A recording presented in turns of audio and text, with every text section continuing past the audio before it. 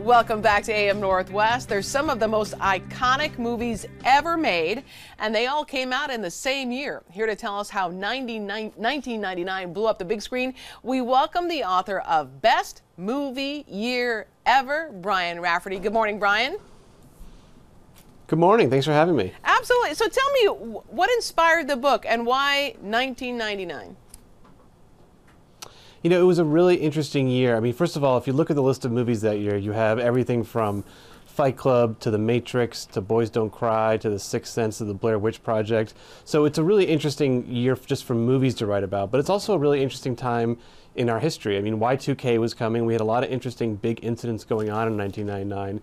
And the movies of that year were kind of trying to predict the future a little bit while also kind of telling us where we were at that point. So it's a really exciting year to write about, and they're really fun movies to rewatch and relive. Let's talk first about Election. I understand that's one of your favorites. I love Election. Yeah, it's wonderful. Yeah. So tell me about what some of the behind the scenes, because I know Reese Witherspoon knew she wanted that role badly. Yeah, it's kind of an iconic role for her. She plays Tracy Flick, who's a very ambitious high school student who very much wants to win an election in her school and does some morally dubious things in order to achieve it. But she actually, I think at that point in her career, she knew this was an amazingly written character for a young female performer. And she even spent some time kind of secretly infiltrating a high school as a regular student for a couple of days to research it, to kind of get an idea of what it's like to be in a Midwest high school. And she really wanted that role too. I mean, she basically told the director in so many words, like, you know I'm the best person for this, I know the best person for this, let's do it. And I think it's one of the best performances of her career. And yeah, she was in character really when she said that. Yes, exactly. It was a very Tracy Flickish thing to say, for sure.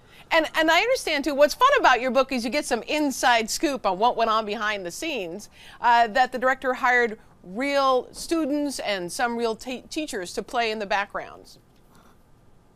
Yeah, they took over basically a high school right near Omaha. And when you watch Election, which is it's an incredibly smart, funny movie that really feels like it could have been made today, you'll see these kids in the background. They're real high school kids. You look at the walls, it's not a film set. It's a real nice big Midwestern high school with not a lot of windows, lots of concrete, and a lot of character. And I think that was what makes the movie, part of it just gives it so much this realism, and it's super funny. I don't know how you can make a movie set in a high school like that in 2019 that's so dark and so spot on and kind of captures the weirdness of being an adolescent along with the strangeness of being a middle-aged teacher, which is what Matthew Broderick plays in the movie. Right. Blair Witch Project. Now, there's some really interesting things that went on behind it. First, you had to find actors who could do improv and who weren't really well known, but really good at acting. Yeah, I mean, they went on a big search to find people because it was kind of an experiment, more so than a movie at that point. They were basically, they're going to take these actors, put them out in the woods, give them their own cameras, and sort of guide them along their way, but not always telling them what the next step would be. So they had to find these three actors who could improvise, but at the same time, they had to look like real young, kind of aspiring filmmakers. And that movie at the time, a lot of people forget, a lot of people thought that movie was real. Yeah. They really thought they were watching these three kids get stuck in the woods and get terrorized for nights on end. And when it came out, it was a huge sensation. I mean, it made well over $100 million for a movie that cost in the very low 5 figures. It was a remarkable phenomenon. The only movie of that year, aside from Star Wars, to be on the cover of both Time and Newsweek. It was a huge deal. Heather Donahue said that a lot of fans were mad to find out she was actually alive. Yeah, I think the actors got some gruff from people because people didn't want to believe it wasn't real, and also I think some people who didn't quite get the Blair Witch were kind of like, why did I spend $10 on that movie? But I love it. I thought it was incredibly terrifying. I watched it in a screening room that summer before it came out, and I knew it was fake, and I remember just gripping the side of my armrest, just being totally terrified by it. It was scary. Boys Don't Cry. Yeah. It was made for a lot less than I think folks were used to, and Hilary Swank, I know, wanted to bring her dog on the set. Tell me a little bit more about the behind-the-scenes scoop on that. Yeah, it's a really powerful film. It's the story of Brandon Teena, true story of Brandon Teena, a transgender man who was brutally murdered in the 90s. And Hilary Swank, it took a long time to find an actor to play that role. They sort of found Hilary Swank almost at the last minute. The writer-director, Kimberly Pierce, spent years trying to find the right actor. And Hilary Swank was just coming off, people forget this now, but she sort of got her big breakthrough on 90210. And she'd just been let go by the show. And so I think I do think there was a little bit of a slight culture clash at first, because you have someone who's been on a big network TV show doing this movie that barely cost $1 million, shooting in the middle of Texas at a time where no one knew what this movie was going to be or how powerful it was going to be. And, you know, it wound up winning her a Best Actress Oscar. And I think Boys Don't Cry is one of the many movies that year that probably should have been nominated for Best Picture and did not wind up in the final ranking. But it's an extraordinarily powerful film. You're right. American Beauty, what an incredible film. Tell me a little bit about that.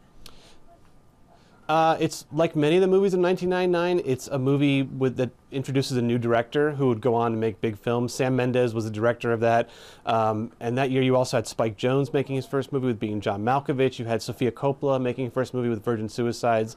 But American Beauty became a real phenomenon in late 1999. It had a remarkable amount of awards traction. It wound up winning Best Picture that year, which was kind of a surprise, I think, to some people. The Academy wasn't really rewarding movies that were kind of that dark at that point. And Kevin Spacey wound up winning Best Actor.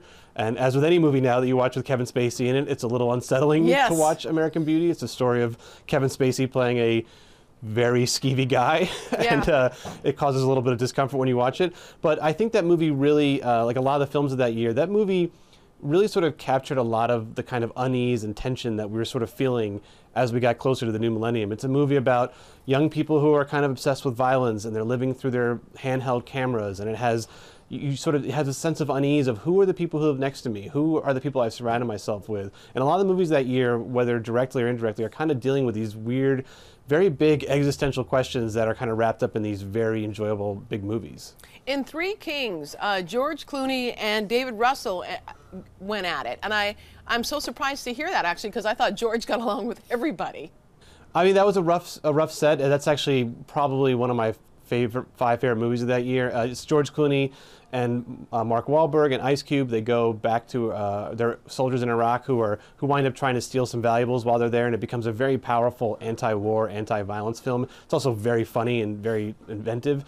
But yeah, David O. Russell and George Clooney, sort of famously at the time, these stories had started leaking out from the set even before the movie came out, that the two of them were at heads quite a bit in their movie. And it was a tense movie to make. It was set in the middle of the Arizona desert, and it's very hot, and they're trying to do these incredibly elaborate big budget action scenes with hundreds of extras. So, you know, a lot of movies are not easy to make, and we know what happens sometimes when tempers flare and egos clash. I think in the case of Three Kings, I don't know if George Clooney would agree. I think it's all that tension made for one of his best movies and one of his best performances. It's a really remarkable film, and the kind of movie that you really wouldn't get from a big studio in 2019. No, it is amazing just how many of these movies I was like, oh, this was a great movie. Incredible year for sure. Yeah.